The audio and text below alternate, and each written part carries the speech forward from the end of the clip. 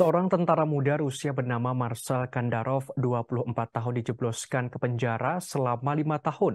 Hal ini karena ia menolak perintah untuk ikut berperang di Ukraina.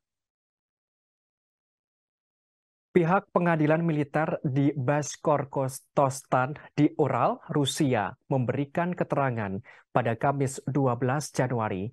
Diungkapkan secara sah, Kandarov bersalah karena menolak perintah dinas militer Rusia. Kandarov tidak mau ikut dalam operasi militer khusus.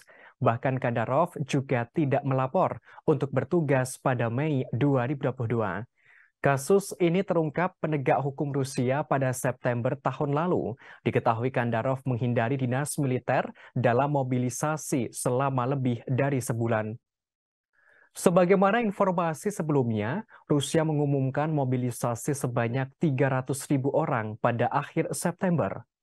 Hal ini dilakukan setelah menderita kekalahan di medan perang. Pengumuman tersebut memicu eksodus pria dari Rusia.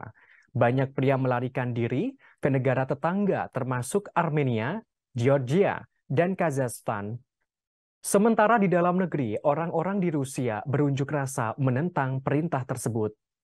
Namun pihak polisi berusaha membubarkan protes anti-perang saat mereka menahan ratusan orang termasuk sejumlah anak-anak. Di sisi lain, kritikus mengatakan banyak orang yang dimobilisasi hampir tidak memiliki pengalaman di medan perang. Mereka hanya menerima sedikit pelatihan sebelum dikirim ke Ukraina.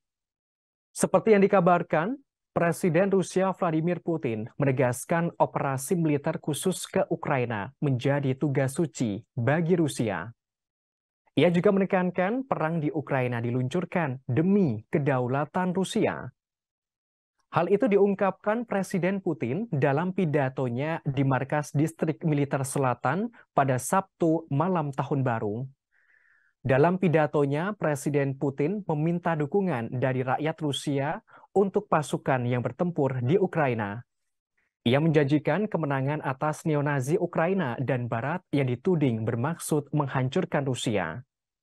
Kepala negara Rusia juga mengklaim bahwa Barat memberikan segalanya untuk memanfaatkan Ukraina sebagai alat untuk merusak kedaulatan Rusia. Bahkan, Putin menyebutkan Barat sebagai pihak munafik soal perdamaian. Sementara itu, Menteri Pertahanan Rusia Sergei Shoigu juga membeberkan tujuan Rusia di Ukraina. Ia menyebutkan kemenangan Rusia atas Ukraina tidak terelakkan. Hal ini dikatakan saat ia memuji kepahlawanan tentara Rusia.